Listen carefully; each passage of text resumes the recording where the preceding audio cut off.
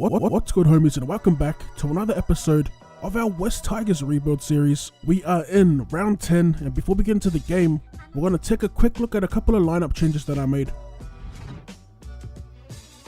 Alright, so as you can see, the movement is in the back line. We have Eastside Masters jumping into the centres. I actually thought he wasn't in the team, but I guess I skipped over him. Compared to all the other backs, he is the lowest rated player with an overall of 67. I wasn't sure which side to put him on, so I just chucked him on the right side. I put S2E inside Luma, and I put Nangama onto the right wing. Now obviously nothing solidified going into the finals, but I do end up moving Masters to the left side in a later video. Alright, so our opponent for today in this terrible weather are the Parramatta Eels. The last time we met was in round 1, where we barely lost in a low scoring match, 8 points to 6. Right now they're ranked 8th in the league, winning 3 from their last 5. They're coming into this match riding back-to-back wins. As for us, we're just below them on the ladder, coming off an extra time loss to the Raiders with the scoreline of 28-24. Alright, so we're going to start off with the Eels in attack here, throwing an interception as McCurrick gets wrapped up, 10 out from their line. Perfect position here, only 2 minutes into the game as we go to Packer, links up with Brooks, and Brooks is going to get wrapped up and dragged backwards. Still on the 10, on the second tackle here, as we go to Packer once again, takes it to the line, and he gets met in solid contact. Back on the last as we lose meters here.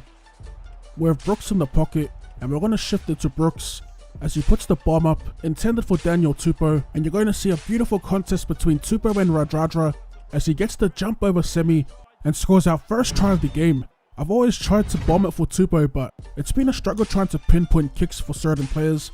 When Tupou was on the wing, I always tried to bomb it for him, but it ended up being the centre that had to try and make the catch. If there's anything that I'm still trying to adjust to on this game, it is our last tackle kick options. As we take the shot at goal here with Lolohair, we slot the 2, and we're going to go up by a converted try inside the first 10 minutes.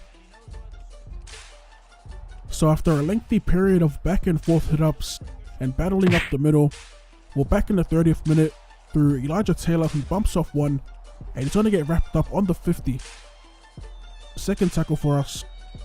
McCurrick at dummy half sends it to Lawrence, he gets it out to Lolohair. We try to get an offload away to Luma, but it's right into the breadbasket of Davis, and we're going to drive him into touch. So we get a little lucky there. We get the feed to the scrum on their 40. As we get it out the back, we send it to Tupou, who steps around one, and we almost get away, but we're going to get ankle tapped and slowed down and eventually pulled down about 5 meters out from the try line. On the third here, as we shift it through the hands, and it's going to be Lawrence taking the tackle. Fourth tackle, we got lines to the left. We got it spread to the right, but we go to the short side and we just go short to Packer. We try and crash over, but he's stopped centimeters from the line. Fifth and last, we go to Brooks, puts it on the toe for himself, and we're going to score another try here as they send it up to the video ref to review the grounding, and we're going to see here he does in fact get the grounding. A pretty nice animation. I've said it countless times in previous videos, I really dig the loose ball dive animations and the variety of animations they do have as we get the green lights. I forgot to put in Tui's shot at goal, but we did convert, and I was going to say that the blocker in that try did a great job. But yeah, anyway, back in attack on the first as we send it to Packer, who gets absolutely belted. Massive hit on our prop. We try and shift it to the short side, but we were slightly late with the pass and it resulted in a forward. As the Eels get an opportunity to close the gap just before the break as they get the attacking scrum 25 out.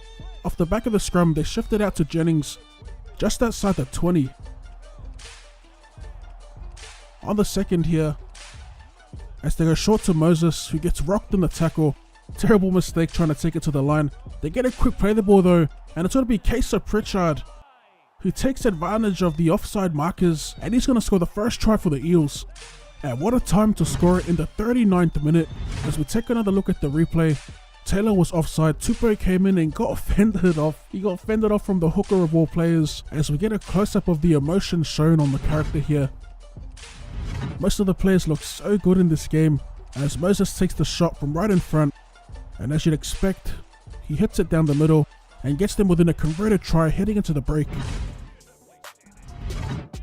Alright, so halftime, looking at the halftime match stats. So as usual, and what seems to be a reoccurring theme in these matches is the error count. There's always a couple of errors. It's kind of half and half, some from big hits and some from my own mistakes. As we jump into the second half, we're in attack with our Sawasosu, who fends off a defender, and he's going to get tackled just inside our 40. Third tackle for us. As we go left to Brooks, looking for a 40-20. We do have strong winds blowing from right to left, and it's going to guide the ball into touch. Alright, so 15 out. We go to Brooks, links up with Idris, fends off one, gets ankle tapped and almost slides over the line. Back on the third. As we continue to try and hammer away at their line, we're going to get driven back off the little inside ball play. As we set up to the left here, I'm going to try and put a grabber through. We stab it through, and it's going to get scooped up by my all, and he's going to take it dead for the repeat set. Back on the second, as we send it out to Lolohea, gets an offload away to Idris. He gets an offload away to Nofuoluma, but it's going to be ineffective as Parramatta managed to mark up well. It was some pretty good defense, but they end up giving a penalty away. And I was actually tossing up on whether I should take a shot at goal or try our hand at the line for a third set in a row. And as you can see here, we do kick for the line as Tupou gets wrapped up and pushed back into the field of play. On the fourth here, with a beautiful setup to the left, we go out the back to Brooks, puts it on the toe for Idris, and it's going to get well defended once again as Gutterson makes it out of the in-goal area, and he's going to charge his way to the 20. Man, that was some pretty A1 defense by the Parramatta Eels.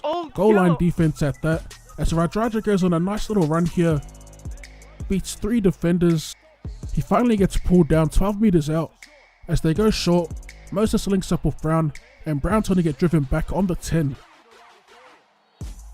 Fourth tackle for the Eels, approaching the 70th minute.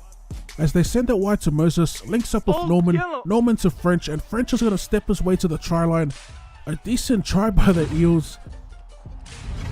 It was all on the back of some good ball movement, some crisp passing by the playmakers, and then some footwork at the end of it by Bevan French to get around 2 defenders here. Alright, back with Mitchell Moses. To tie the game up, with 10 minutes to go, he takes the shot, he kicks it with ease, ties the game up, and ultimately sends us into extra time for a second week in a row. I'm not too sure what our record is for extra time, but I'm pretty sure we've lost most of them. As we jump into extra time for our first set, and it's going to be Nofuoluma with the return, gets wrapped up, 15 out. Looking for our strongman here to carry us up the middle, as we send it to Packer, bumps off one, and he gets his legs driving towards our 20. Back on the fourth here with both playmakers in the pocket, we're going to shoot for the sideline. As we look for a 40-20, another decent kick, and French is going to take it into touch. Nothing he could do there, as we get the feed to the scrum. So 15 out, 82nd minute, we send it to Reynolds, and we try and take the shot off the scrum. Luckily we get the ball back. It's going to be Chris McQueen there, who scoops the ball up. Back to the blind side of Packer. He goes on a massive run as we set up for an inside ball play. They're going to give away a penalty right in front of the posts. And of course, we're going to take the shot at goal from right in front. Lolohea makes the kick and gets us that W, but more importantly, gets us those 2 competition points. That wasn't exactly how I imagined winning the game, but a win is a win. Here in Indigenous round, we defeat the Parramatta Eels 14 points to 12. I reckon it was a pretty hard fought and hard earned victory. Definitely wasn't convincing as we take a look at the full-time match stats. Kesa Pritchard is the one to pick up man of the match. As for the player ratings, we have Luke Brooks for us on top with 78. And before we jet, here's a look at all the player stats for you guys to cast your votes. Some pretty tough decisions to make here. No one was really outstanding. As always, drop that like button for more Rugby League Live 4 content. Thank you for tuning in, and I'll see you. Later. Can't nobody get up in my car today. Backseat feeling like a charter plane. Bumping so the shocker charger to the game.